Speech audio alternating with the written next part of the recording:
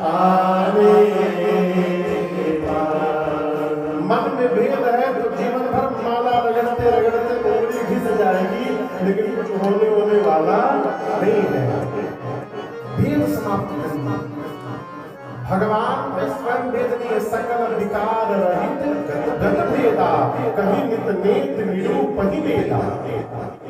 जिस भगवान के भीतर भेद नहीं है, हम उनमें भेद करके बैठे हैं। याज्ञवल्क्य ऋषि कहते हैं भरद्वाज जी, मैंने जानबूझकर आपको शिव कथा सुनाई। क्यों? जो भगवान शंकर का भक्त नहीं होगा वो कभी राम जी की भक्ति प्राप्त ही नहीं कर सकता। राम जी के भक्त का आइडेंटिफाइंग कैरेक्टर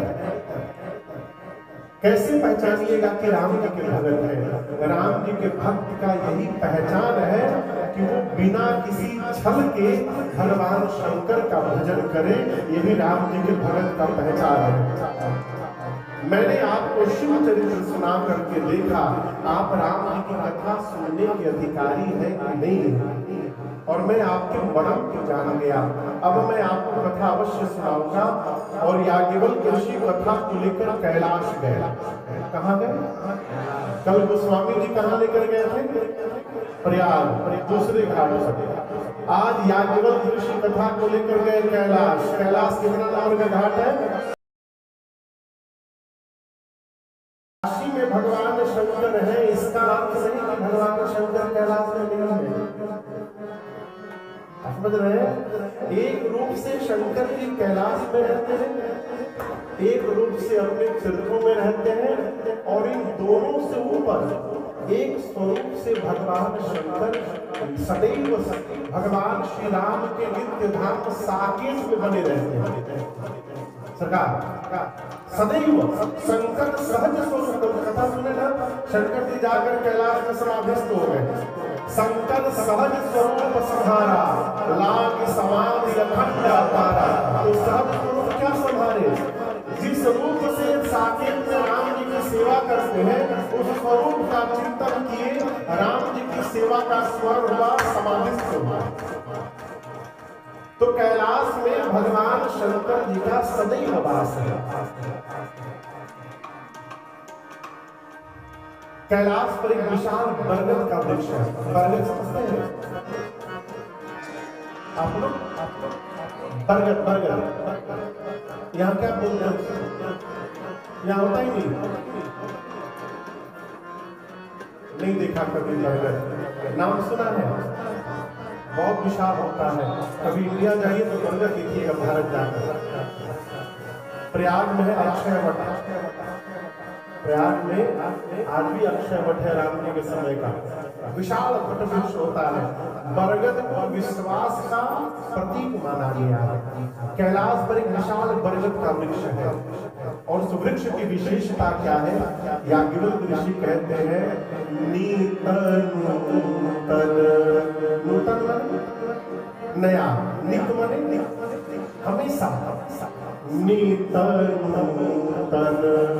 सुंदर सबकाला,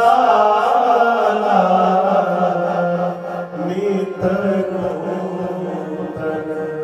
वो बरगद का वृक्ष सदैव नवीन बना रहता है, ये उसकी विशेषता है।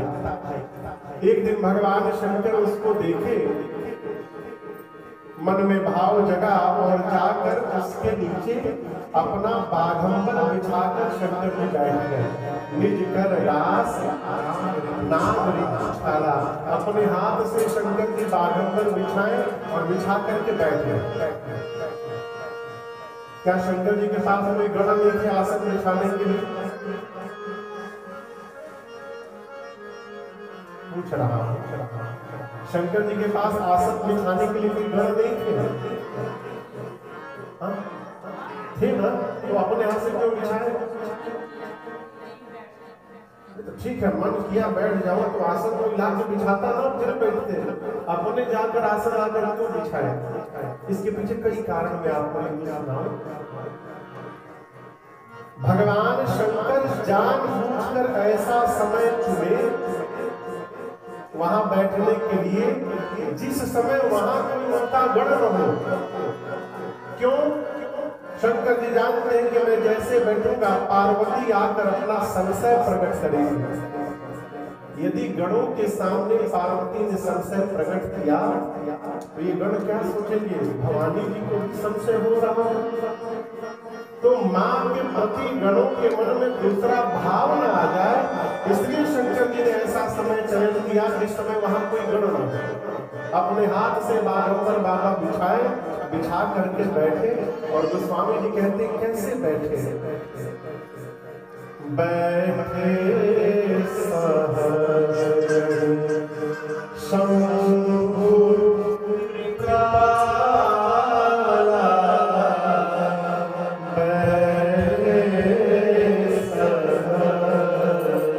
भगवान शंकर सहज होकर के बैठे।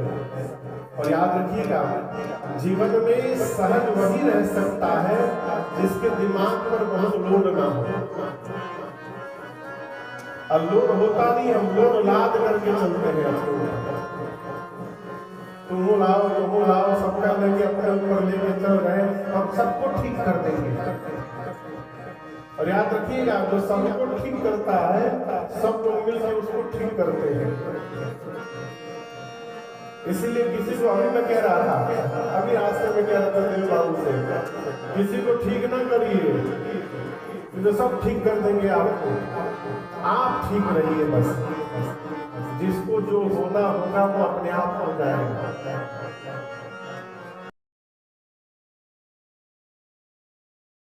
ने भगवान शंकर को देखा, सुंदर समय जानकर मेरी मां दौड़ करके गई बाबा के पास। बाबा ने मैया को आते देखा, प्रिया जान करके शंकर भगवान ने मां का क्या किया, आदर किया। क्या किया, आदर किया।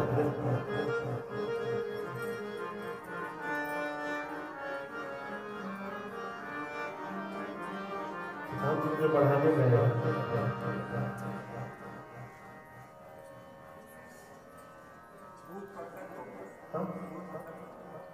हम नहीं बोले, पूरा बैठ गया है।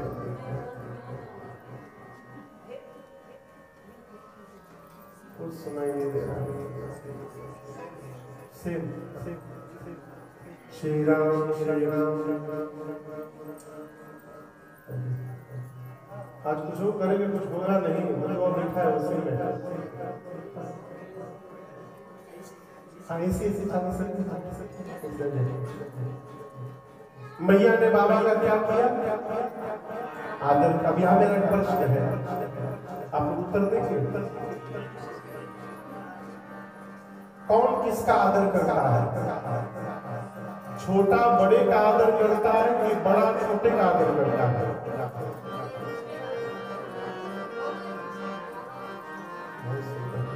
कलिकाल में कहीं करना ही पड़ेगा, नहीं करके कहाँ जाएंगे सामने। आप बताओ, पिताजी बेटे का आदर करेंगे कि बेटा पिताजी का करेगा? हाँ, यहाँ दोनों नहीं करेंगे। नहीं, समझिए, मर्यादा कहती है छोटे बड़े का आदर करें, रिस्पेक्ट करें। आदर माने रिस्पेक्ट। पिताजी बेटे का रिस्पेक्ट करेंगे। आप समझ रहे मेरी बात को? मर्यादा क्या है? छोटा बड़े को आदर करे और बड़ा छोटे को प्रेम करे। ठीक। अब प्रश्न है, पति और पत्नी में कौन किसका आदर करे, कौन किसको प्रेम करे? भाई बोले दोनों को दोनों का आदर करना चाहिए। करना ही पड़ेगा, नहीं करेंगे तो जाएंगे कहां? लेकिन आपसे मैं कहूं, मर्यादा है कि पत्नी को पति का आदर करना चाहिए। लेकिन यहाँ दर्शन करिए, मैया आई तो बाबा ने क्या किया, जानी प्रिया आदर अति। भगवान शंकर ने मां का अति आदर किया। क्यों किया? इसलिए किया कि शंकर भगवान जानते हैं कि आज पार्वती जी मुझसे राम कथा पूछने आएंगे। और आज मैं जब आपको राम कथा सुनाऊंगा तो आगे चलकर ये कथा पूरे विश्व का कल्याण करेगी। पार्वती पूरे विश्व का कल्याण कराने के लिए आई है, इसलिए भगवान शंकर ने मैया का आदर किया। ये कथा कहती है हमसे छोटा भी यदि कोई श्रेष्ठ कार्य करके आवे अथवा श्रेष्ठ कार्य करने जाए तो उसका आदर करना चाहिए। राम कथा में 2 जगह ऐसा हुआ है कि बड़े ने छोटे का आदर किया। यहाँ शंकर जी ने पार्वती जी का किया। और जब विश्वामित्र जी राम जी को लेने आए हैं उस समय राम जी का दशरथ जी ने आदर किया। अति आदर तनय बुलाए, क्यों? राम जी असुर को मारने जा रहे हैं, इसलिए आदर किया। बाबा ने मैया को आदर दिया और बिठाया है। कहाँ बिठाया? पाम भाग आसन हर भैया। बाबा ने मैया को बामांग में स्थान प्रदान किया है। कहा देवी आप कुछ कहना चाहती हैं? माँ ने कहा प्रभु कहना तो मैं पिछले जन्म से चाहती थी, परंतु जितना सुंदर अवसर आज मिला ऐसा अवसर आज तक मिला नहीं मुझे। बाबा ने पूछा क्या कहना है? माँ बोली प्रभु मेरे मन में एक प्रश्न है। मुनि लोग महात्मा लोग कहते हैं कि राम जी ब्रह्म है। राम जी क्या है? ब्रह्म। शेष सरस्वती वेद पुराण सब राम जी की महिमा का गुणगान करते हैं। जब से विवाह करके आई हूँ तब से मैंने आपको देखा है, आप दिन रात माला लेके राम राम राम राम राम राम जपते हैं। मेरा प्रश्न है आप सभी लोग जिस राम की चर्चा करते हैं क्या ये अयोध्या वाले महाराज दशरथ के आंगन में खेलने वाले राम हैं कि कोई दूसरे अजन्मा परम तत्व है? क्यों पूछ रही हो? ब्रह्म जो होते हैं ना, ब्रह्म का जन्म नहीं होता। ब्रह्म का जन्म नहीं होता, ब्रह्म का कोई आकार नहीं होता, ब्रह्म का कोई नाम नहीं होता, वो निराकार होते हैं।